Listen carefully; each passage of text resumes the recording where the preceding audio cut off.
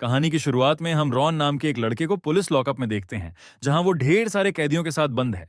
दरअसल पुलिस को रॉन के पास कुछ गैरकानूनी ड्रग्स मिले थे, जिसकी वजह से उसे गिरफ्तार कर लिया गया और अब जज के सामने पेश किया जा रहा था। जज ने रॉन को उसके गुनाह की सजा के तौर पर 6 महीने की जेल सुनाई। जेल पहुंचते ही रॉन ने देखा कि वहां कई सारी गैंग्स बनी हुई थीं, जैसे एफ्रो अमेरिकन, मैक्सिकन्स और व्हाइट्स, सब अपने अपने गुट में बंटे हुए थे।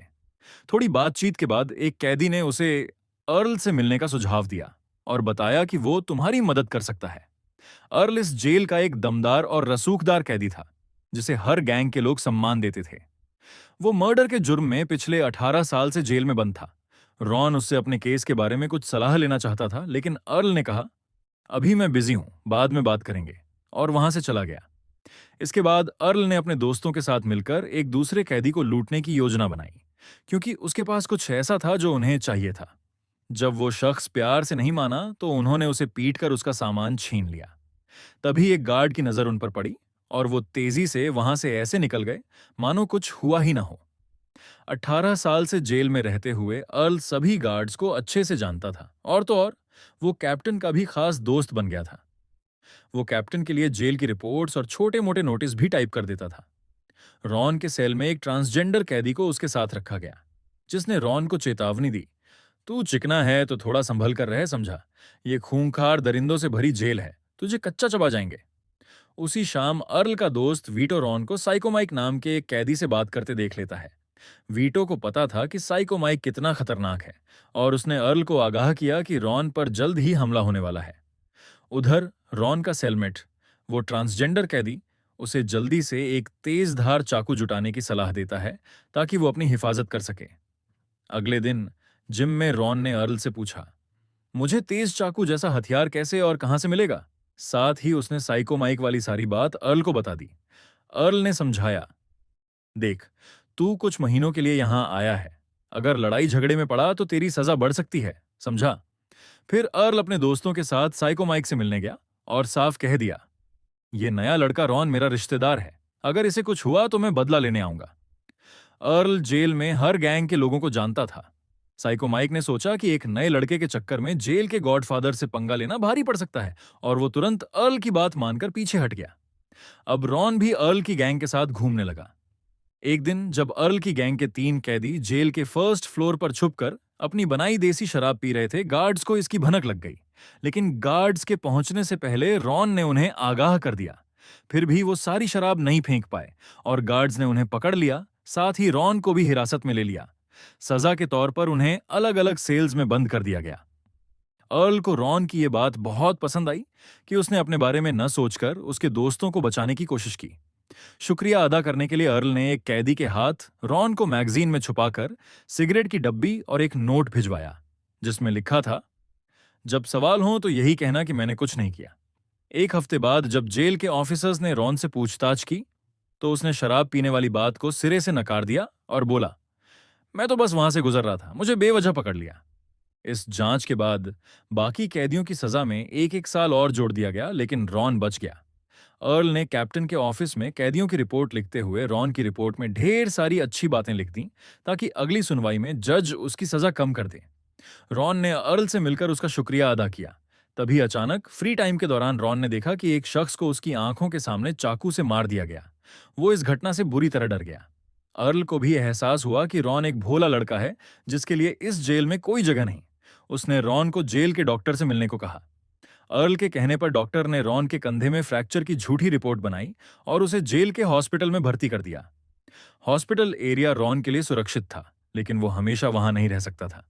एक दिन कैप्टन रॉन से मिलने आया और बोला कि अर्ल के कहने पर वो उसे अर्ल की गैंग वाले सेल्स में शिफ्ट कर रहा है, जहां वो सुरक्षित रहेगा। हॉस्पिटल से निकलते ही रॉन अर्ल से मिलने कॉमन एरिया में पहुंचा।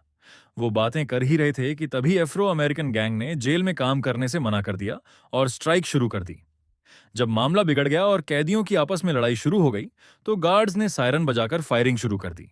सब कैदी जमीन पर लेट गए। गार्ड्स ने हालात काबू में करके कैदियों की गिनती की और उन्हें सेल्स में वापस भेजा। तब पता चला कि इस हादसे में 26 कैदी मारे गए थे। जेल में पूरा लॉकडाउन लगा दिया गया। करीब 25 घंटे बाद कैप्टन अर्ल के सेल में आया और बोला, चल अपने भरोसेमंद साथियों के साथ किचन का काम संभाल, ताकि गार्ड्स और कैदियों के लिए खाना बन सके। अर्ल ने गार्ड से कहकर रॉन को भी किचन में बुलवा लिया। वहां कैप्टन, गार्ड्स और अर्ल डिनर कर रहे थे। अर्ल ने रॉन को ताजा गर्मा गर्म खाना दिया और समझाया, दंगे के बाद ऐसे ही प्रोटोकॉल फॉलो होते हैं ताकि कैदियों को कंट्रोल किया जा सके। रॉन ने अचानक अर्ल की बात काटते हुए पूछ लिया, तू मेरी इतनी मदद क्यों कर रहा है? 1 महीने पहले तक तू मुझे जानता भी नहीं था। अर्ल ने जवाब दिया, जब मैं इस जेल में आया तो तेरी उम्र का था। तब मेरी कोई मदद नहीं कर सका और मुझे आज तक याद है कि मैं कितना डरा हुआ था। मैं नहीं चाहता कि तेरे साथ भी ऐसा हो। समय बीतता गया और रॉन अर्ल की गैंग का करीबी बन गया। अर्ल ने रॉन का केस स्टडी करके सलाह दी, जेल में कोई कोर्स कर ले और लाइब्रेरी में नौकरी कर। इससे तुझे गुड बिहेवियर पॉइंट्स मिलेंगे। तू 3 महीने जेल काट चुका है, शायद अगली सुनवाई में जज तुझे बरी कर दे। अर्ल की सलाह पर रॉन ने जेल की नाई की दुकान में कैदियों के बाल काटने का काम शुरू किया और एक कोर्स भी ज्वाइन कर लिया। सब कुछ ठीक चल रहा था, लेकिन यह तूफान से पहले की शांति थी। कोर्स के दौरान एक हट्टा कट्टा कैदी जॉनसन की नजर रॉन पर पड़ी।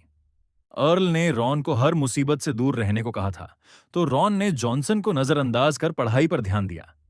लेकिन एक दिन जॉनसन ने रॉन को अकेले देखकर वॉशरूम में पकड़ लिया और उसका फायदा उठाने की कोशिश की। तभी उनका टीचर वॉशरूम में आ गया, जिसके चलते उस दरिंदे ने रॉन को छोड़ दिया। इस खौफनाक घटना ने रॉन के दिमाग को झकझोर दिया और अब उसे अपनी लाचारी और कमजोरी पर गुस्सा आ रहा था। वो सोच में डूब गया कि अगर अर्ल और उसकी गैंग न होती तो वो इन खूंखार जानवरों से 2 दिन भी न बच पाता। अब उसने बिना अर्ल को बताए जेल के एक बूढ़े कैदी से चुपके से एक बड़ा चाकू जुटा लिया और गुस्से में उस दरिंदे पर हमला करने निकल पड़ा। लेकिन उस बूढ़े कैदी ने अर्ल को फौरन खबर कर दी कि रॉन मेरे पास से चाकू लेकर गया है।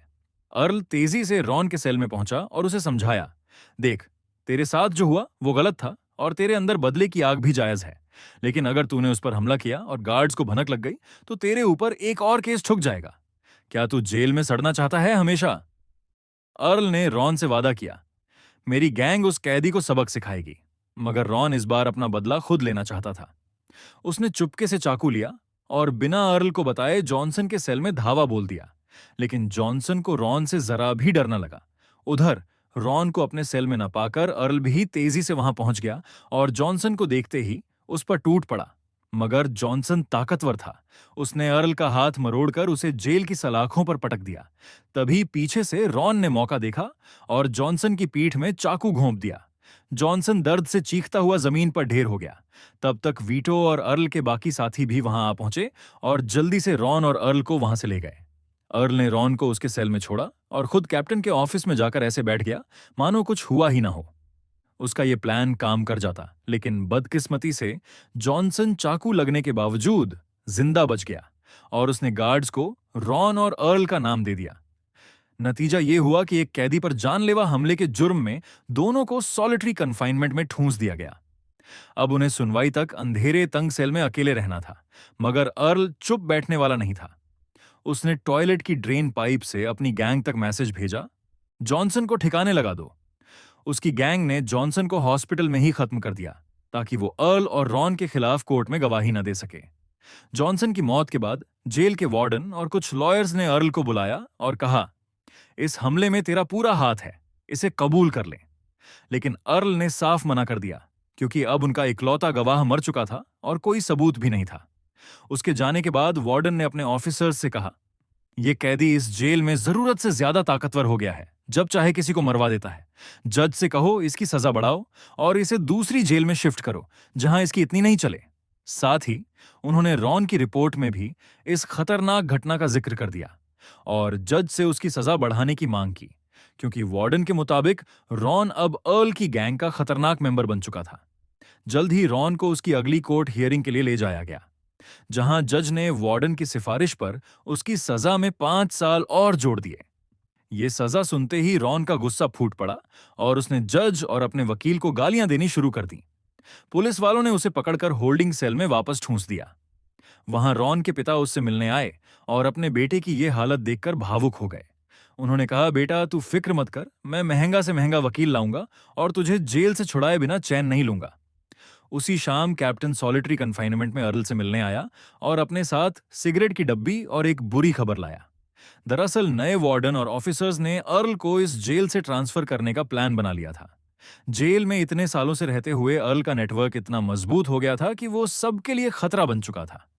ऑफिसर्स जानबूझकर हॉस्पिटल के कत्ल को भी अर्ल से जोड़ने की कोशिश कर रहे थे, क्योंकि वो शख्स उसके और रॉन के खिलाफ गवाही देने वाला था। कैप्टन की यह बात सुनकर अर्ल को जिंदगी में पहली बार टेंशन हुई, क्योंकि वो किसी भी कीमत पर इस जेल से नहीं जाना चाहता था। उसने फौरन एक प्लान बनाना शुरू किया। सबसे पहले उसने गार्ड से खाना लेना बंद कर दिया, फिर एक छोटे ब्लेड से अपने हाथ से खून निकाला और उसे अपने शरीर पर मल दिया। इसके बाद बचे हुए बासी खाने को टॉयलेट सीट पर बिखेर दिया। अर्ल को इस हालत में देखकर गार्ड्स को लगा कि शायद सॉलिटरी कन्फाइनमेंट में ज्यादा वक्त गुजारने की वजह से उसका दिमागी संतुलन गड़बड़ा गया है, और इसलिए उसे फौरन वहां से निकालकर मेंटल वार्ड में शिफ्ट कर दिया गया। बाहर आते ही अर्ल सबसे पहले रॉन से मिला, और जब उसे पता चला कि रॉन को भी अब कई साल जेल में काटने हैं, तो उसने झट से रॉन के साथ जेल से भागने का प्लान बनाने का फैसला कर लिया। इसके लिए रॉन ने अपने पिता से गुहार लगाई कि वो उनके लिए जेल से निकलने के बाद एक सुरक्षित ठिकाने का इंतजाम करें।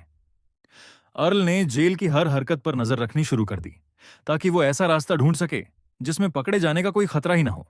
एक दिन नहाते वक्त दोनों अपने प्लान पर बात कर रहे थे, तभी एक सिरफिरा कैदी वहां आ धमका और जोर जोर से गाने लग गया। अर्ल ने उसे चुप करने की कोशिश की, मगर उस पागल ने अचानक टूथब्रश से बने धारदार हथियार से अर्ल और रॉन पर हमला बोल दिया। इस झड़प में अर्ल की छाती और रॉन के चेहरे पर चोट लगी, और दोनों को जेल के हॉस्पिटल में भेज दिया गया। यह हमला एक एफ्रो अमेरिकन कैदी ने किया था, जिसके बाद व्हाइट कैदियों का खून खौल उठा और वो किसी भी कीमत पर बदला लेना चाहते थे। जेल में माहौल तनाव से भरा था, मगर तभी एफ्रो अमेरिकन गैंग का एक लीडर हॉस्पिटल में अर्ल से मिलने आ पहुंचा। उसने अर्ल को बताया, जिसने तुम पर हमला किया वो दिमाग से पक्का पागल है। उसने ये सब अपने सनकपन में किया। उसने अर्ल से गुजारिश की कि वो व्हाइट गैंग के लोगों को समझाए, बेवजह दंगा न भड़काएं, वरना नुकसान तो कैदियों का ही होगा। एफ्रो अमेरिकन गैंग भी अर्ल का सम्मान करती थी, और लीडर ने भरोसा दिया, हम उस सिरफिरे को खुद सजा देंगे। अर्ल भी जेल में बेकार की लड़ाई नहीं चाहता था, इसलिए उसने अपनी गैंग को किसी भी हरकत से मना कर दिया। फिर एफ्रो अमेरिकन गैंग के एक खतरनाक आदमी ने उस हमलावर को मारकर जेल के गार्बेज ट्रक में फेंक दिया, ताकि उसकी लाश कूड़े के साथ क्रश होकर जेल से बाहर निकल जाए। ये खबर सुनते ही अर्ल के दिमाग में आजादी का रास्ता चमक उठा। उसने रॉन को बताया, गार्बेज ट्रक रोज जेल में आता जाता है और इसकी कभी जांच नहीं होती, क्योंकि ड्राइवर कूड़े को अंदर ही क्रश कर देते हैं। इसी डर से आज तक कोई इसमें छुपने की हिम्मत नहीं कर पाया, मगर अगर हम बिना कुचले इसमें छुप गए तो आजादी हमारा इंतजार कर रही है। ये प्लान खतरों से भरा था, फिर भी अर्ल ने अपने पुराने भरोसेमंद साथियों से मदद मांगी। उन्होंने प्लान सुनकर गार्बेज ट्रक के कर्मचारियों को रिश्वत देकर मना लिया। उधर किचन में काम करने वाले कैदियों ने अर्ल और रॉन के लिए 2 मजबूत सरिये जुटाए, जो क्रशर को रोक सकें, ताकि ट्रक में छुपने के बाद उनकी हड्डियां न टूटें। सारी तैयारियां पूरी हो गईं और अब अर्ल और रॉन जेल से भागने को तैयार थे। एक रात पहले अर्ल अपने खास दोस्तों के साथ आखिरी बार बैठा और 18 साल बाद अलविदा कह दिया, क्योंकि अगली सुबह वो जेल से भागने वाला था। सुबह होते ही रॉन और अर्ल चुपके से किचन में घुस गए, जहां कुछ कैदियों ने उन्हें गार्ड्स की नजरों से छुपाया। गार्बेज बैग और सरियों के साथ वो ट्रक के पास पहुंचे। रॉन तो फुर्ती से ट्रक में कूद गया, मगर जैसे ही अर्ल की बारी आई, एक गार्ड वहां आ धमका। अर्ल चाहकर भी ट्रक में न कूद सका। गार्ड ने दरवाजा बंद कर दिया और ड्राइवर से बातें करने लग गया। उसी वक्त ट्रक में छुपा रॉन ने साहस दिखाया और सरिये को क्रशर के बीच अटकाकर अपनी जान बचा ली। थोड़ी देर बाद ट्रक किचन एरिया से निकलकर जेल के गेट पर पहुंचा। रूटीन चेकिंग में गार्ड्स ने बस ट्रक के नीचे देखा और उसे जाने दिया। अर्ल दूर से दिल थामे प्रार्थना कर रहा था कि काश रॉन गेट से बाहर निकल जाए। वो रॉन की कामयाबी से सच में खुश था, और आखिरकार प्लान कामयाब हो गया, बस अर्ल के बिना। फिर अर्ल वीटो से मिला और अपनी नाकामयाबी की कहानी सुनाई। वीटो ने कहा, भाई, जेल से बाहर जाकर तू करेगा भी क्या? सब जानते हैं, जेलर तो बस नाम का है, इस जेल का राजा तो तू है। तू गया तो इस जेल का मजा ही चला जाएगा दोस्त। वीटो की बात सुनकर अर्ल के चेहरे पर हल्की मुस्कान तैर गई। तो आपके हिसाब से अर्ल का जेल से ना निकल पाना अच्छा था या बुरा? आप क्या सोचते हैं? कमेंट में जरूर बताएं। मिलते हैं नेक्स्ट वीडियो में, तब तक के लिए बाय बाय।